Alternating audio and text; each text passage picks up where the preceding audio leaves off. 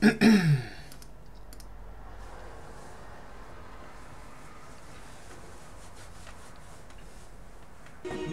flying high. Hello, welcome to Radio Bravery Live. I am your host, Justin Bellshaw. The website is youtube.com/RadioBravery, and I've just gotten off of what I try to slap together as what I call livelihood from my day job. So this is a bit of a late report, but politically, maybe not mentally and emotionally and physically, everything may not be perfect, but politically, I am feeling good, and you should be feeling good as well politically, because the evil establishment, the bad people are losing and we are winning. And we're feeling good. Let's turn it up. I'm feeling good.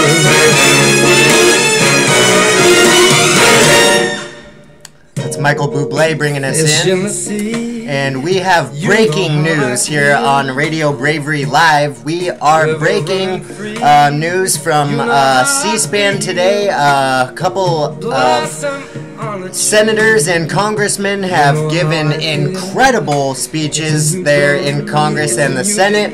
And thanks to Infowars.com and Alex Jones, they've shed light on a lot of these videos. And we're going to break some news here on Radio Bravery Live. Now, let's go ahead and jump into this first video that I've got of Senator Chuck Grassley giving a passionate speech on the Senate floor, lashing out at the FBI and DOJ while calling upon Democrats and Republicans to work together for objective, true justice and lawful rule. And we are seeing a change in the tide, a turn in the tide, a change in the world, and we are taking the world back positively, happily, and gratefully, because we are the good men and women of the United States of America and of the world. And I stand here today as a free human being, as a free man, and as brave as I could possibly be. Thank you so much for joining me live. YouTube.com/RadioBravery. Go and subscribe there today. Click notifications so you can know every time my ugly mug is here giving you the news. Let's go ahead and jump now to Senator Grassley in the Senate talking to the House Judiciary Committee. Here we go. This is on the House floor. And he is the Judiciary Committee Chair. This is Senator Chuck Grassley. Let's go ahead and play this. Controversies plaguing the credibility of the Justice Department and the FBI right now. On the one hand, the Trump-Russia investigation, and then on the other hand, the handling of the Clinton investigation. Any congressional oversight related to either one of these topics is not credible without also examining the other. Both cases were active during last year's campaign. Both cases have been linked to the firing of the FBI director. I have been trying to explain this to my Democratic colleagues for months. This is the political reality is that half of the country thinks that our law enforcement establishment gave Hillary Clinton and her aides a pass. These questions go to the heart of the integrity of our federal law enforcement and justice system.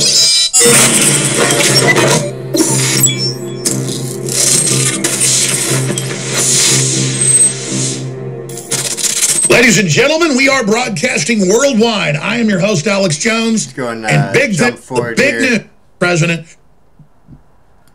Jump to this actual speech. I apologize. Earlier this year, here we go. I stood up for the rights of my Democrat colleagues to do oversight of the Trump administration, even while they are in the minority. I did it because it was the right thing to do. Lots of people give lip service to the notion of bipartisan oversight, but very few actually practice it. It's tough. You have to be willing to work with colleagues in the other party to ask tough questions of your own political allies. And you can't just ask. If you actually want answers, you have to follow through. True bipartisan oversight is impossible unless it's a two-way street. If Democrats are unwilling to ask hard questions and force answers from their own political allies, then there simply is no way to move forward together in good faith. Absolutely. Both sides need to be committed to getting the whole story. Absolutely. Not just the half that they think helps their side. Yes. Regardless of whether my Democrat colleagues join me or not, I'm interested in that whole story. There are two major controversies plaguing the credibility of the Justice Department and the FBI right now. On the one hand, the Trump-Russia investigation, and then on the other hand, the handling of the Clinton investigation. Any congressional oversight related to either one of these topics is not credible without also examining the other. Both cases were active during last year's campaign. Both cases have been linked to the firing of the FBI director. I have been trying to explain this to my Democratic colleagues for months. The political reality is that half of the country thinks that our law enforcement establishment gave Hillary Clinton and her aides a pass. These questions go to the heart of the integrity of our federal law enforcement and justice system. They're not going to go away just because Clinton lost the election. The independent inspector general at the Justice Department certainly isn't ignoring that issue. Democrats and Republicans in Congress have asked the inspector general to look into a host of issues involving the handling of the Clinton investigation during the campaign. Yes. His hard work Thank you. has already uncovered some pretty disturbing information over the past week. Really? The press has reported that an FBI agent was removed from the special counsel's team and demoted at the FBI due to, what do you think, political bias. The agent was at the very center of both of these high-profile investigations. High-ranking FBI agent Peter Strzok reportedly used his work phone to send anti-Trump and pro-Clinton text messages to another FBI agent with whom he was having an illicit and immoral relationship. This man was the Deputy Assistant Director for the FBI's Counterintelligence Division.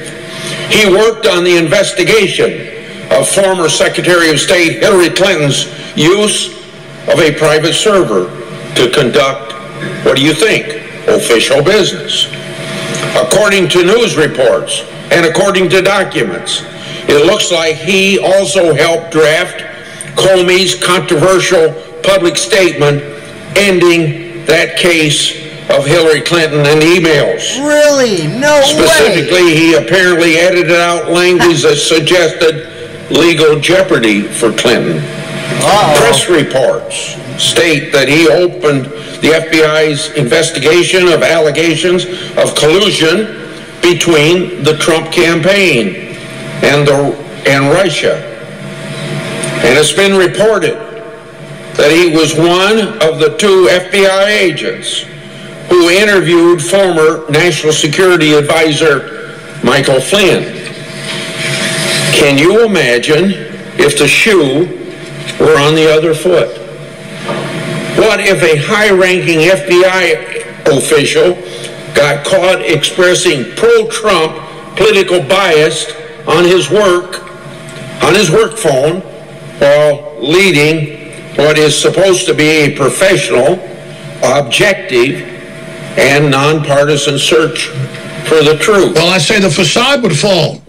We'll be right back where it really gets powerful. Straight ahead. Stay with us. I'm Alex Jones. One thing that happens when you make as many wild let's happen during the... I'll agree with Presidents enlisted nothing found.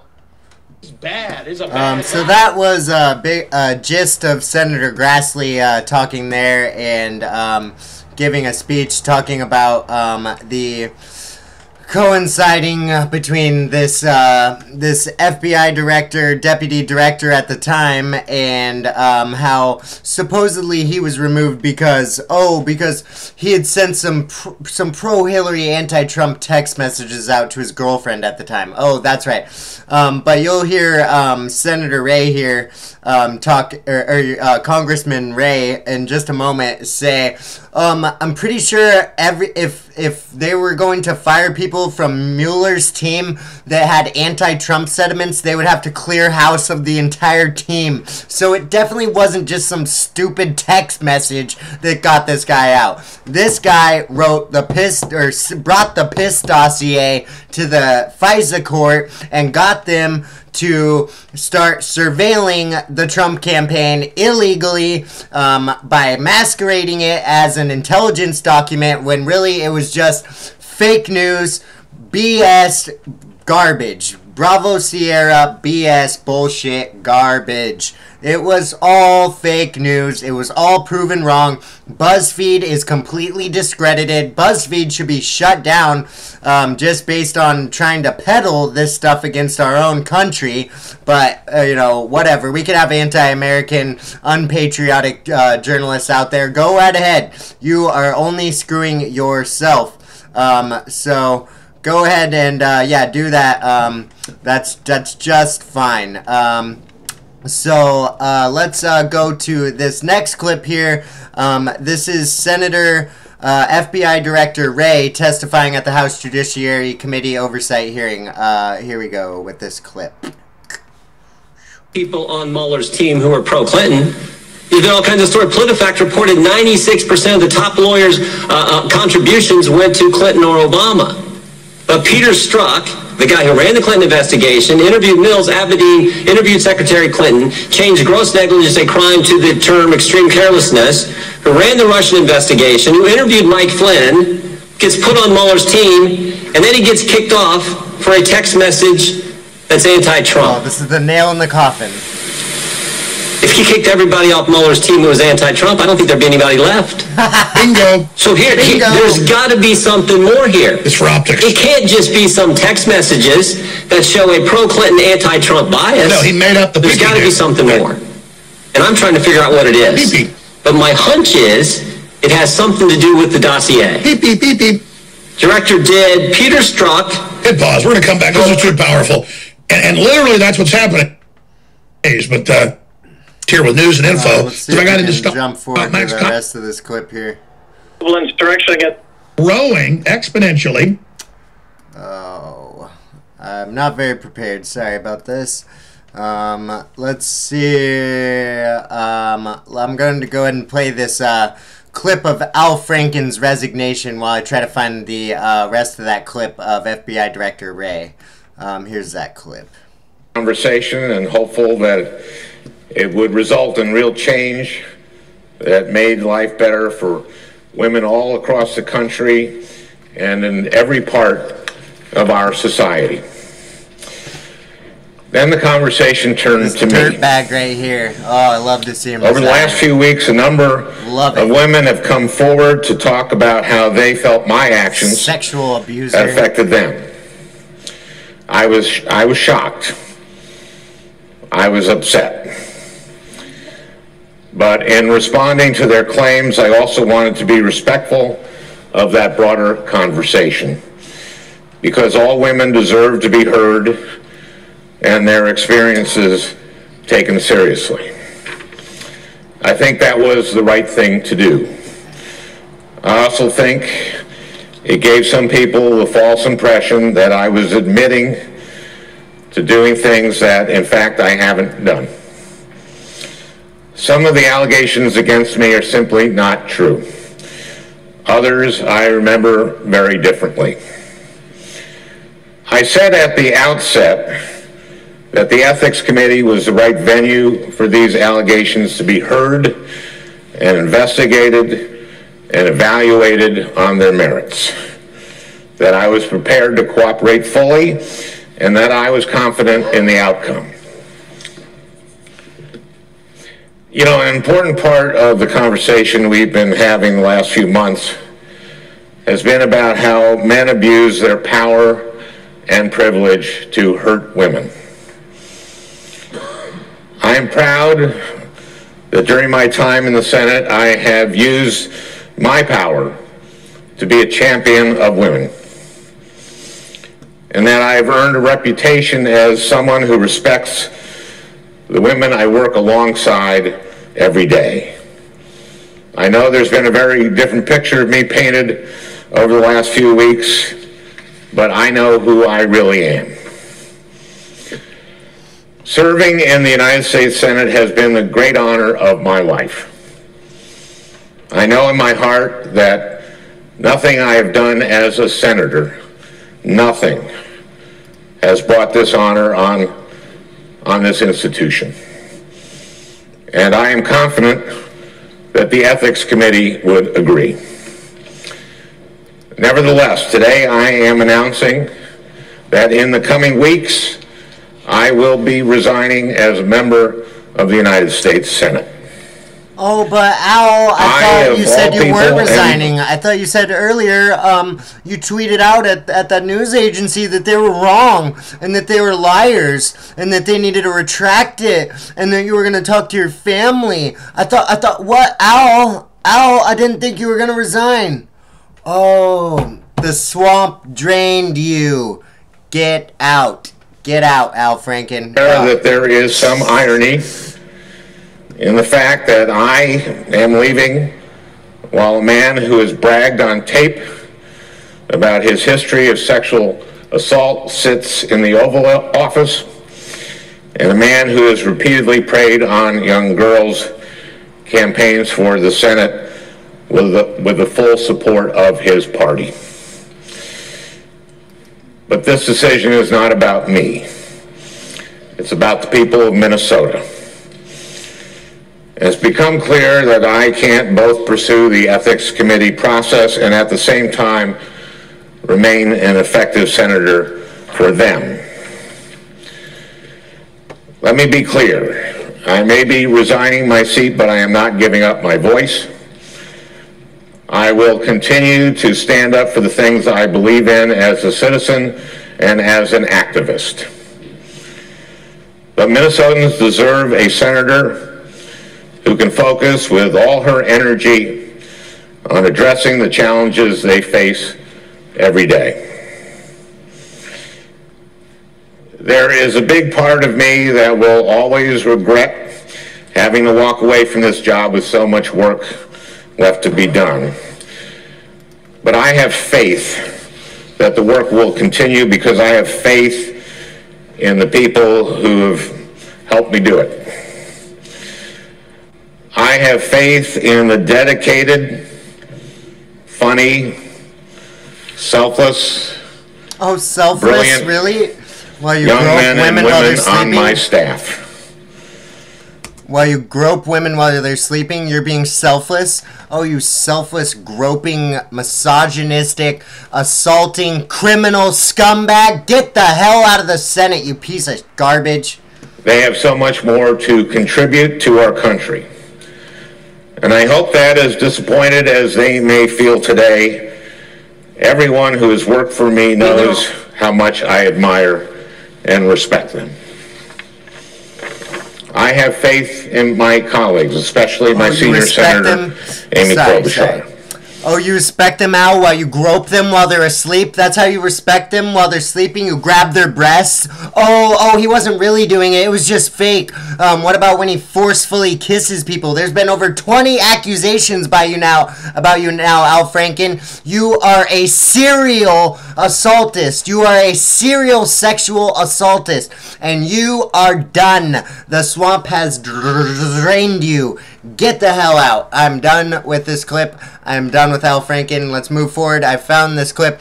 Excuse me, I have misspoken.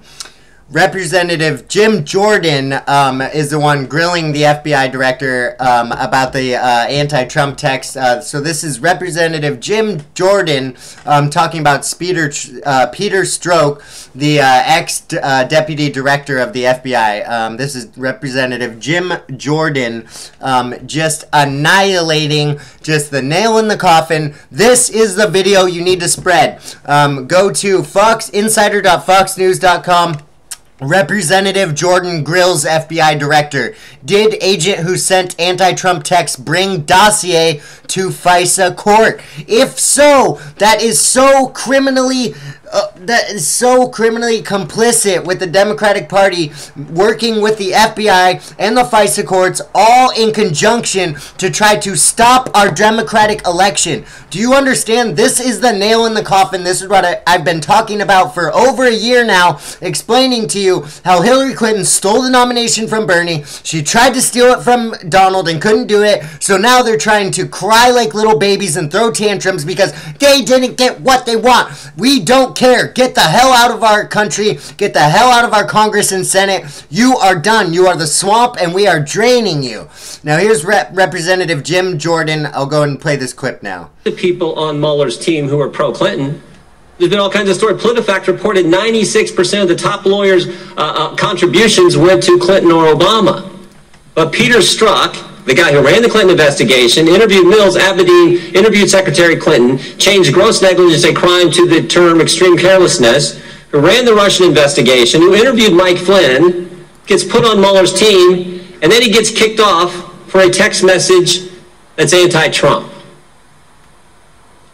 This is the nail in the coffin. If you kicked everybody off Mueller's team who was anti-Trump, I don't think there'd be anybody left. There'd be no one left. So there's got to be something more here.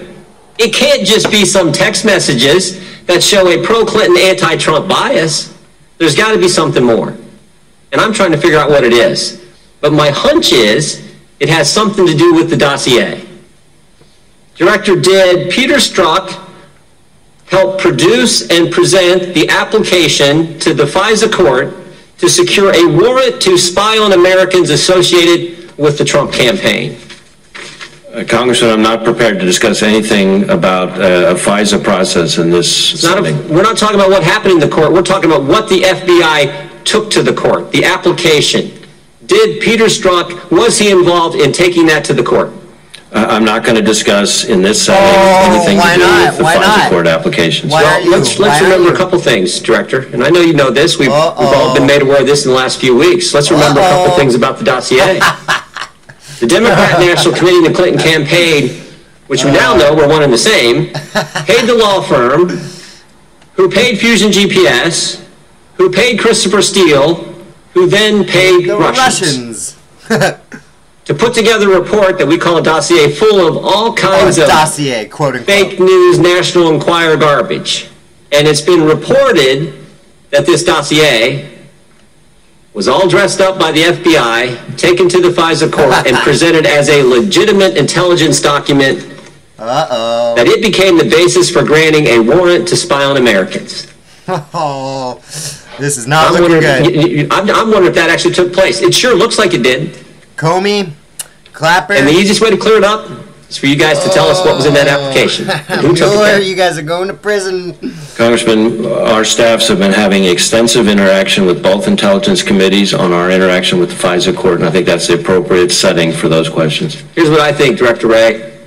I think Peter Strzok, head of counterintelligence at the FBI, Peter Strzok, the guy who ran the Clinton investigation, did all the interviews. Yes, he Peter did. Strzok, the guy who was running the Russian investigation at the FBI.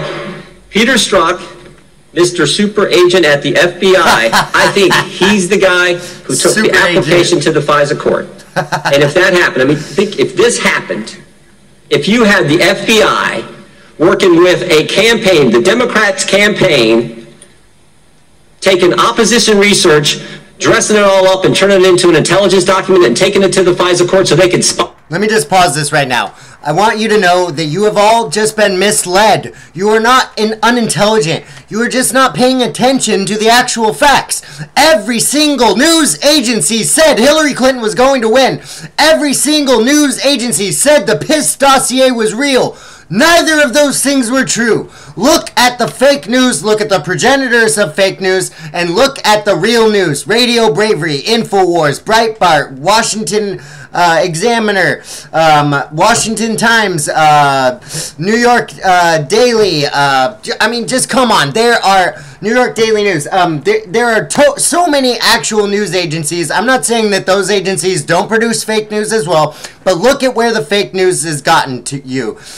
You have been lied to. You have been deceived. Hillary lied to you. Hillary wanted to take down this country. Bernie had the nomination stolen from him. The Democratic Party worked with Hillary to take the nomination away from you, the American people, away from me, so that we couldn't have Trump or Bernie. They wanted to force Hillary down our throats, and they couldn't do it. And you have been lied to. You have been deceived. And now it is about to all come out. The piss dossier, everything, all the lies about Trump, all the lies about how he's a racist piece of garbage. No, he is turning this country around. He is bringing millions of jobs back. He killed the TPP. He killed the Paris climate deal. There's so much that is going on. He just gave back so much land to the people and put it back in the power of us instead of China and other countries. There is so much going on behind the scenes that you are not paying attention to, people, and I need you to get this through your head. You have been deceived and you have been lied to, and this is the truth right here. If that happened, that is as wrong as it gets. And you know what? Maybe I'm wrong. You can clear it all up. Let me back it up. You can clear working with a campaign, the Democrats' campaign. I think if this happened, if you had the FBI working with a campaign, the Democrats' campaign. You hear that? The FBI was working with Hillary Clinton's campaign to shut down the opposition campaign. That is complete obstruction of justice, obstruction of democracy, obstruction of your freedoms and your rights as an American citizen. You should be as outraged as I have been for the past year, because I have known this is going on, because I have heard and listened and kept my ear to the ground and paid attention and listened to sources and listened to true patriots like this man, Jim Jordan, who goes out there and speaks the truth bravely against the flow, no matter who wants to threaten to kill him or threaten to punch him in the face, call him a Nazi, call him a racist, whatever. These stupid words don't work anymore, and we are winning. I am not a racist. I am not a Nazi. I am not a Republican. I am not against this country. I'm a patriot, and I'm a good person, and I want freedom, and I want you to have freedom, and I want us all to live freely. Now go ahead, Jim Jordan. Excuse me. Sorry. If you had the FBI working with a campaign, the Democrats' campaign, taking opposition research, dressing it all up and turning it into an intelligence document and taking it to the FISA court so they could spy on the other campaign, if that happened, that is as wrong as it gets. That's, and you know as wrong as it gets. Maybe I'm wrong. You can clear it all up. You can clear it all up for all of us here. Please. All the Congress who wants to know, and frankly, all of America wants to know. You can clear it all up. We sent you a letter 2 days ago. Just release the application. Tell us what we wanted. Yes, tell us just if I'm release wrong. it. But I don't think I am. I think that's exactly what happened. And if it did, it is as wrong as it can be. And people who did that need to be held accountable. Yes. Yes. Congressman, we will not hesitate to hold people accountable after there has been an appropriate investigation, independent and objective, by the Inspector General into the handling of the prior matter. And based on that, I will look at all available remedies, depending on what the facts are when they are found. As to the access to the dossier, that's something that is a subject of ongoing discussion between my staff and the various intelligence committees. There's nothing prohibiting you, Director. Is there anything prohibiting you from showing this committee what was presented to the FISA court? The application you all put together at the FBI that was presented to the FISA court. Is there anything preventing you from showing us that? Yeah. The time of the gentleman has expired. The Director can respond.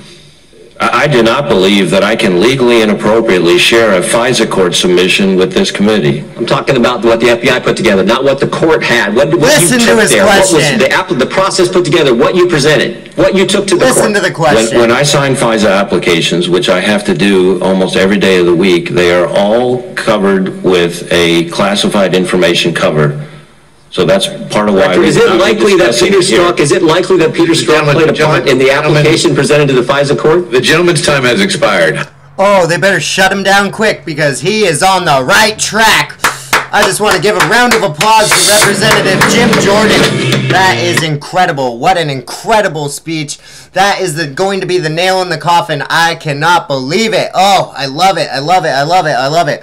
I'm just so incredibly excited to see stuff like this. And you should be as mad as I am, man. You have been lied to. You've been manipulated. We are better than that. We deserve better from the people that we elect. We pay these people's salaries. We own these people. These people work for us. We are their bosses, and we should get out there and fire them.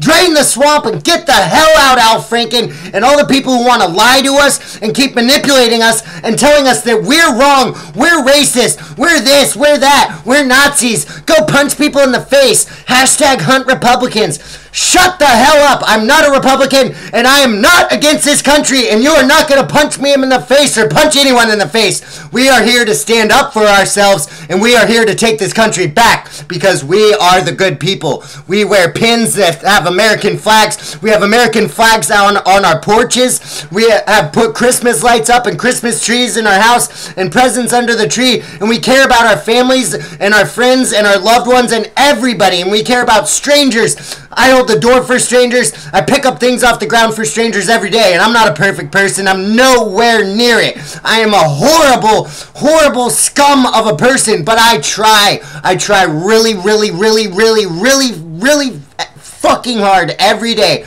to be a great person. I try so hard, and that's why I voted for Donald Trump, is because that's what he is doing, and you need to recognize the truth. The truth is that Donald Trump is trying to help you. He is trying to make your country better. That is the bottom line.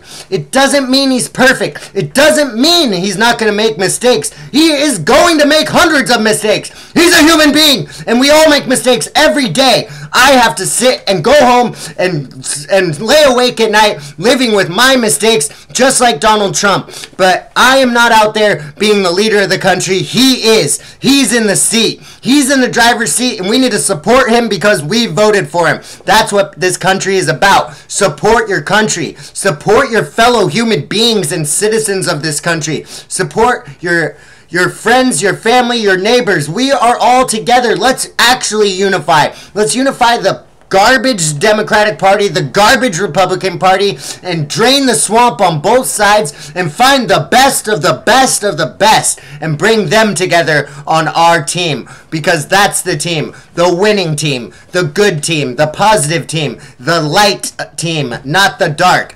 Go to the light, not the dark. It is always a good and evil battle, and we are in it, folks. We are in it in the weeds. And that is just the nail in the coffin. I've been so excited to get home and cover that clip, and there it is. Please share that link to everybody. Everybody that you can. Everyone needs to see it. It is so important. Oh, man, I am exhausted. It's been a very long day, and now I just want to cover one more thing from this rag that they call news in Portland, the Willamette Weekly, the PP. This is our Portland PP dossier. I'm going to go over this right here, this article, because I noticed on the front page right here it says, Portland has its own Lil Trump. Oh, Portland has its own Lil Trump. You see that? Portland has its own Lil Trump. Oh, that's so, what an insult. They got him. And it goes over this guy who's one of the biggest hotel financiers in Portland. Just let me read this first paragraph here to you, and how they try. I don't know anything about this guy, okay? I'm not defending this guy. His name's Gordon Sondland, okay?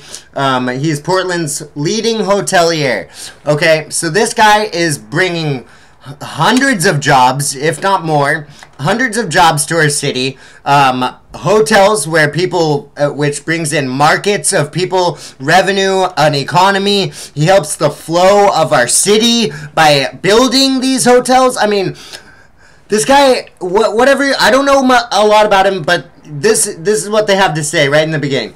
Portland's leading hotelier, Gordon Sondland, has spent heavily to curry favor with Donald with President Donald Trump, including $1 million donation to inaugural parties. Oh, better throw that in there. Look, what does that matter? What does that matter about his business? What does that matter about who he is as a person? Something he did on the side as a political thing? Oh, okay, well, let's judge him on that. Let's judge him on that. Let's forget about what Martin Luther King said. Let's just judge him on a little bit of money he gave to a political party. Okay? It's a political party. I mean, there are hundreds of thousands of people in that party. That doesn't mean that they all represent you. Then it says, new documents suggest Sondland is modeling himself on Trump in another way by stiffing contractors remodeling his downtown hotel. Stop trying to insult Donald Trump. It doesn't work. The people who are writing this, you're a pathetic loser. You're not a billionaire. You're not a multimillionaire. You're not a successful businessman that owns dozens of properties. Or the president of the United States, who won the biggest upset in presidential history, basically, in our country, with some of the lowest amount of money spent on a campaign, like a quarter of the amount Hillary Clinton spent on her campaign, and Donald Trump came back and won that. That's what a winner is, okay? So stop trying to throw your stupid little insults out at this millionaire who owns you, who runs your country, who has done so much for himself and so much for other people. Oh, but you can call him little names like, oh, he stiffed people, what a jerk. Good for you, good for you. Putting people down does not empower you. I don't know if you didn't learn that in 3rd grade, but I did.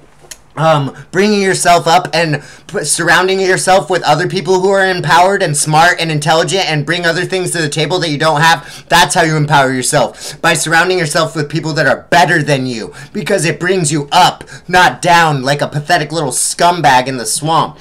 So then it goes on to say, new public documents suggest Sondland is modeling himself on Trump in another way by stiffing contractors remodeling his downtown hotel.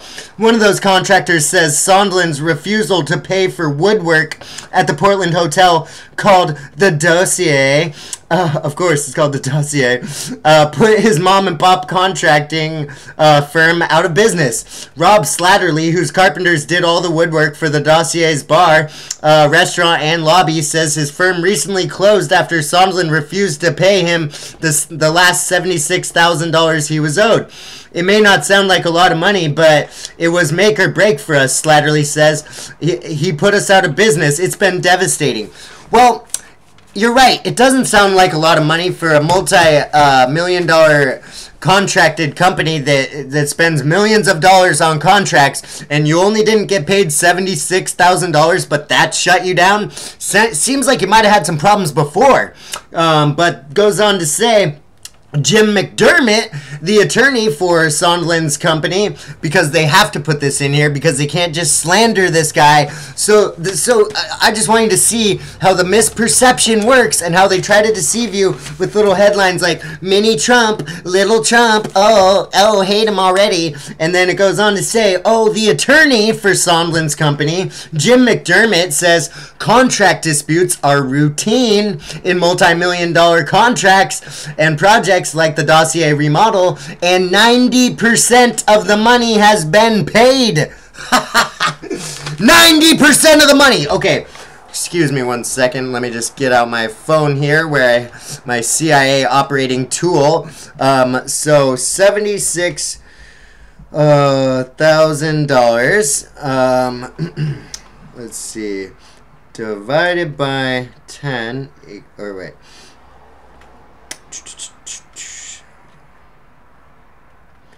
Let's see, so point $76,000, let's go, times, I'm just going to do a rough estimate, times 10, because it says 90% of the work was done. So if 76,000 is 10%, then let's go for the other 9%, let's see.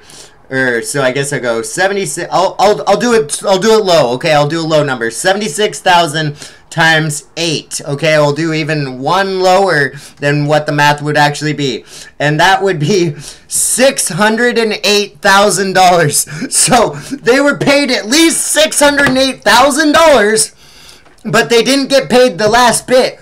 Probably because they didn't do the damn job. Yeah, no kidding.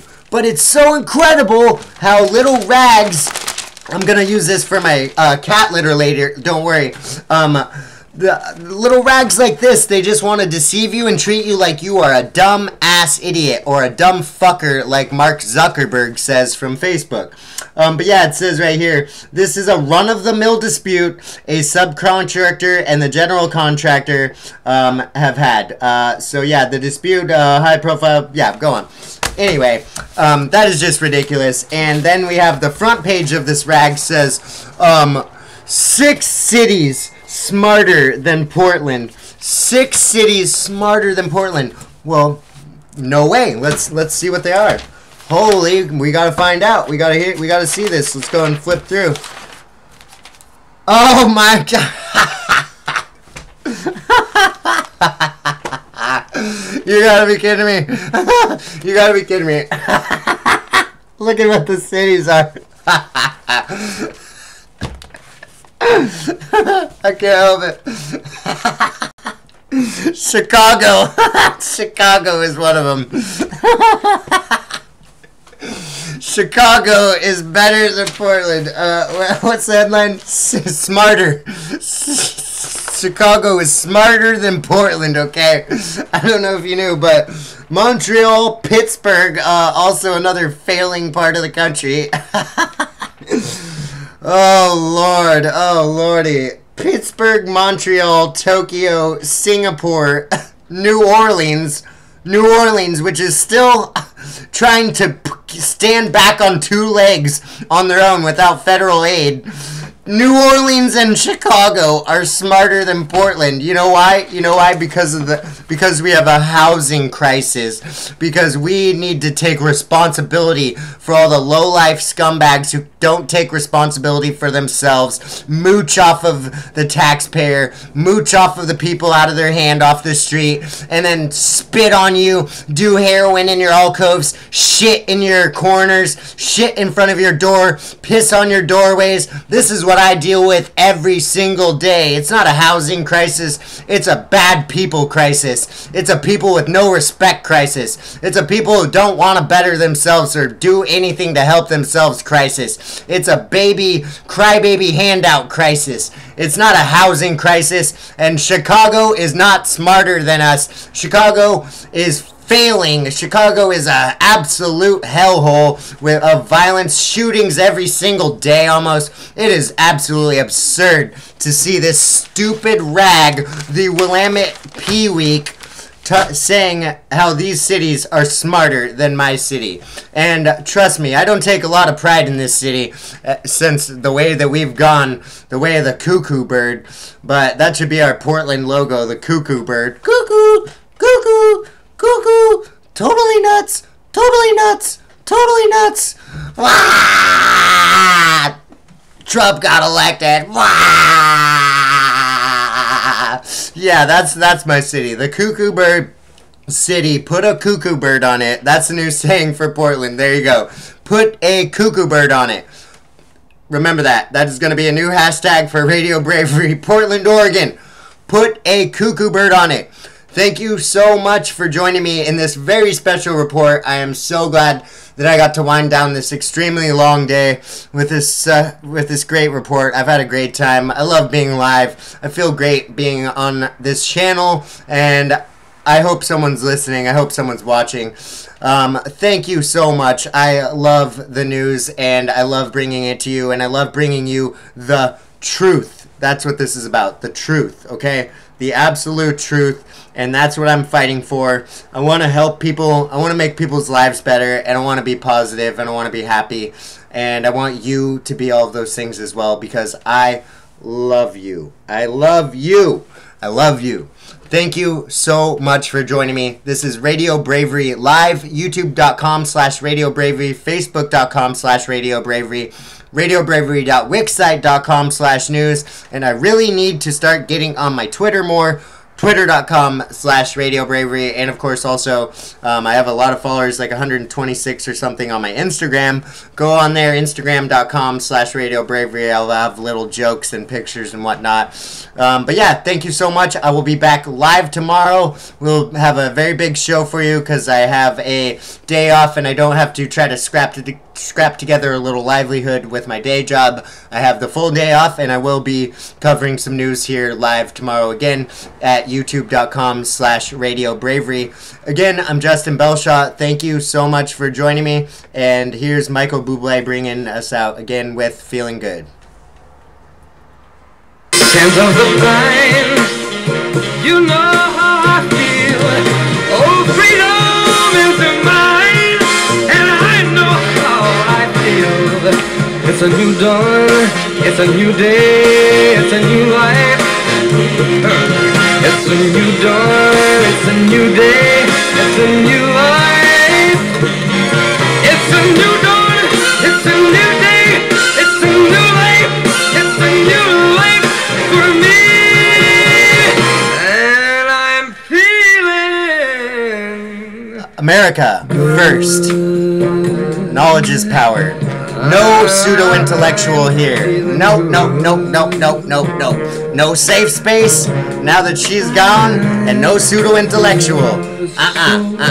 Nope, nope, nope, nope, nope. I am a classical liberal. I am not a Republican. I am not a Democrat. I am a classical liberal. Like Thomas Jefferson, like Rand Paul, like Ron Paul, like Alex Jones, like so many other people in history who've made this country great. Thank you so much. I'm Justin Bellshaw. See you tomorrow.